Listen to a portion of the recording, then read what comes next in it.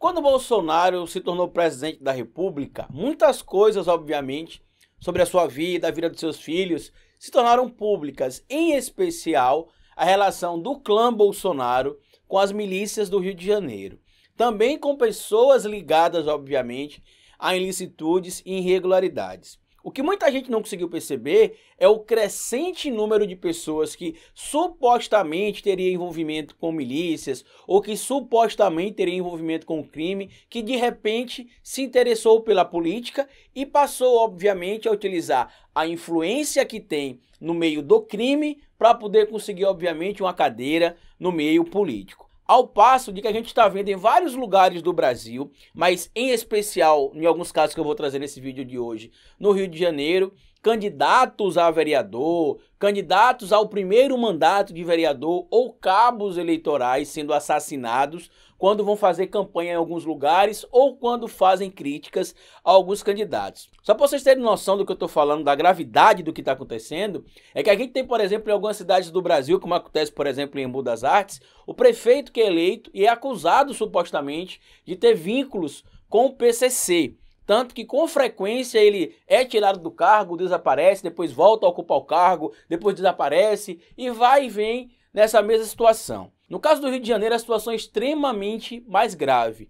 Eu vou trazer alguns dados para vocês aqui, porque agora que Bolsonaro virou presidente da República, a porta para os criminosos, que aparentemente estava entreaberta ali no âmbito da política, agora ficou escancarada. Afinal, se você tem um presidente que inclusive apoia as milícias, como ele já falou publicamente em algumas entrevistas, de seu filho inclusive, ou melhor, seus filhos têm broderagem com milicianos e até mesmo faz visita a milicianos na cadeia, quando não para presentear com medalhinhas, vai lá para trocar alguma ideia, obviamente que essas pessoas se sentem mais seguras. E é sobre isso que eu vou falar, porque agora a política literalmente está andando lado a lado com o crime organizado. Bora pro vídeo.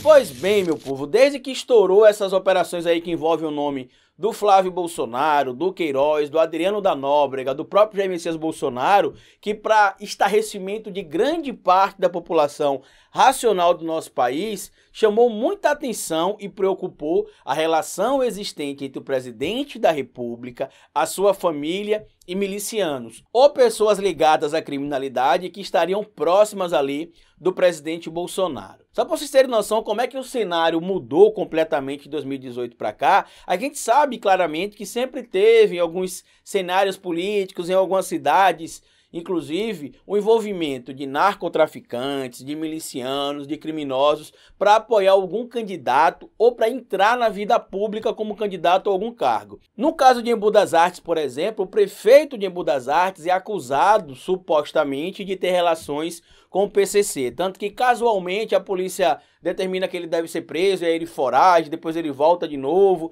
e fica nesse vai e vem, nesse vai e vem, nesse vai e vem. Agora no Rio de Janeiro, para vocês entenderem como é que meio que se normatizou, se normalizou, não sei qual que seria o termo correto a se aplicar nesse momento, o ingresso de pessoas ligadas com o crime, com o narcotráfico na política, é que só no estado do Rio de Janeiro a polícia investiga que em cerca de 14 cidades você tem, por exemplo, milicianos ou a milícia tentando interferir no processo eleitoral para que seus aliados ou até mesmo milicianos sejam eleitos vereadores e até mesmo prefeitos em algumas cidades. Aí vocês vão falar assim para mim, Carlito, mas é comum, infelizmente no Rio de Janeiro a gente sabe que existe lá um mundo paralelo e que o próprio filme Tropa de Elite retratou que isso acontece. O problema é que isso não está acontecendo só no Rio de Janeiro, isso não está acontecendo só em São Paulo, isso está acontecendo em Minas, isso está acontecendo no Rio Grande do Sul, isso está acontecendo na Bahia, isso está acontecendo aqui em Sergipe, ao passo de que hoje as pessoas pegam arma para poder matar os opositores políticos, brigam na rua armado para poder tirar a vida ou acabar prejudicando o seu opositor político, meramente porque hoje eles meio que sentem a liberdade para fazer isso. Quem tem mais idade, como eu, por exemplo, lembra que há uns 20 anos atrás, 30 anos atrás, em algumas cidades do interior do Brasil, realmente era muito belicoso esse clima eleitoral. Você tinha ali dividido basicamente em dois grupos e realmente os grupos ali se atacavam, se odiavam, mas basicamente o que a gente via ficava nesse âmbito ali da discussão, do bate-boca e em algumas cidades do interior.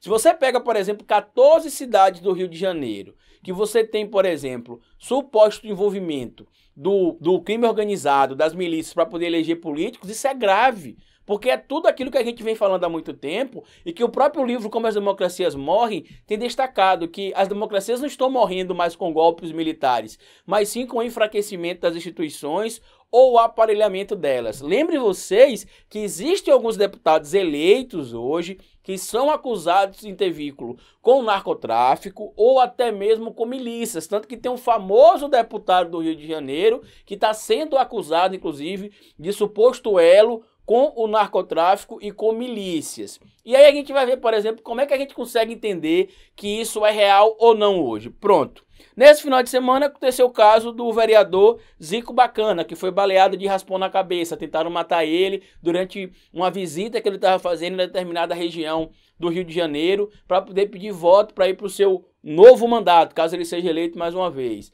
Recentemente também vimos o candidato Mauro Miranda ser morto também no estado do Rio de Janeiro, fazendo campanha. A mesma coisa aconteceu com a cabo eleitoral de uma família também, chamada Renata Castro. Aconteceu algo similar, por exemplo, com o candidato a vereador na cidade de Patrocínio, em Minas Gerais. O candidato chamado Cássio Rames, que foi assassinado pelo irmão do prefeito de Patrocínio. Então hoje as pessoas estão resolvendo tudo na bala ou buscando ajuda com o meio do crime. É óbvio que possivelmente algumas pessoas que a gente vai acabar vendo perder a vida aí tinham algum tipo de laço aí estreito com a criminalidade ou que tinha algum tipo de laço próximo com milícias ou com grupos aí de contraventores. Mas só para vocês terem noção, aqui em Sergipe, em uma cidade aqui próxima de Aracaju, praticamente na região metropolitana, uma cidade chamada Itaporanga da Ajuda, hoje circulou um vídeo no dia que eu tô gravando para vocês esse vídeo aqui, de dois opositores políticos se enfrentando na rua com facões. Eles indo pra rua, como se fosse lá os Tutsis e Hutus, como aconteceu, por exemplo,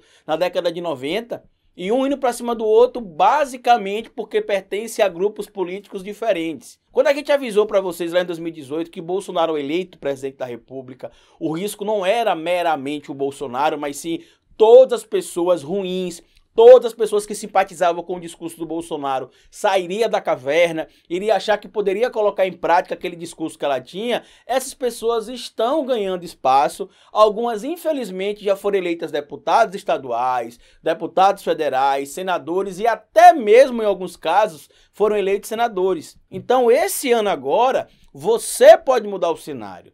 Escolha o seu político, o voto é secreto. Não adianta a milícia pressionar você, não adianta o traficante pressionar você. O voto é secreto. Ah, Carlito, mas tem regiões que o tráfico governa e que eles têm mais ou menos uma base ali, por exemplo, de quantas pessoas vão votar. Se não votou, vai acabar massacrando a população. E aí ele vai perder a credibilidade na própria comunidade. Então, votem, o voto é secreto. Ah, Carlito, mas tem pessoas que têm medo de votar porque na comunidade é assim, na comunidade é assado. Gente, eu volto a dizer, o voto é secreto. A arma que o eleitor tem para poder enfrentar a corrupção, para poder enfrentar o crime organizado, é justamente o voto. Se hoje a gente tem um Estado do jeito que está, com basicamente o presidente eleito, com relações próximas a milicianos aí, e alguns deputados e vereadores que tenham ligação com o crime, ou com o narcotráfico, ou com milicianos. Imagina se aconteceu o aparelhamento de municípios, estados e do próprio Congresso. A gente vai viver, gente, um estado de exceção.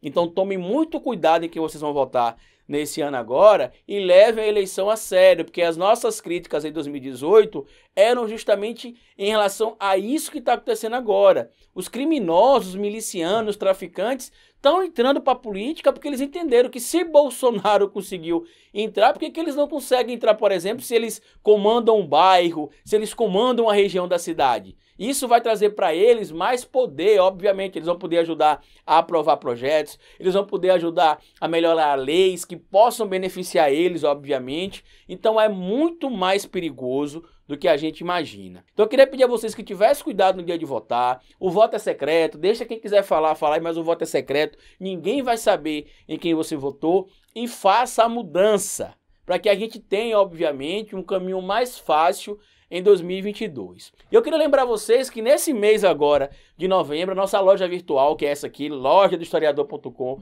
está passando pelo Black Friday no mês todo. Enquanto durar estoque, vocês vão colocar esse código aqui, ó, o historiador, lá na sua compra, você vai ter um desconto de 20% até acabar o estoque. Não importa se é hoje, se é amanhã, enquanto tiver estoque, qualquer camisa que vai ter lá, você vai pagar com 20% de desconto. Então, se você está baixando o preço da camisa cara ou o frete muito caro, com os descontos agora, a coisa melhora. Lembre vocês que o preço da camisa já é um preço acessível. As camisas custam R$ 39,90 para que todo mundo possa comprar. E lá, inclusive, tem essa camisa aqui do Black Lives Matter. Se vocês quiserem comprar, é uma maneira que vocês têm de patrocinar esse canal aqui para que ele continue sendo independente. E é uma maneira também que vocês têm para fazer com que as pessoas acessem aos cursos que o canal disponibiliza. A gente disponibiliza cursos gratuitos para membros e apoiadores do canal. As pessoas que não podem ser membros ou apoiadores do canal podem comprar o curso através de uma plataforma que ele está hospedado, pagando R$30. Mas tem gente que não pode pagar R$30. Então, quando vocês patrocinam o canal, quando vocês adquirem as camisas,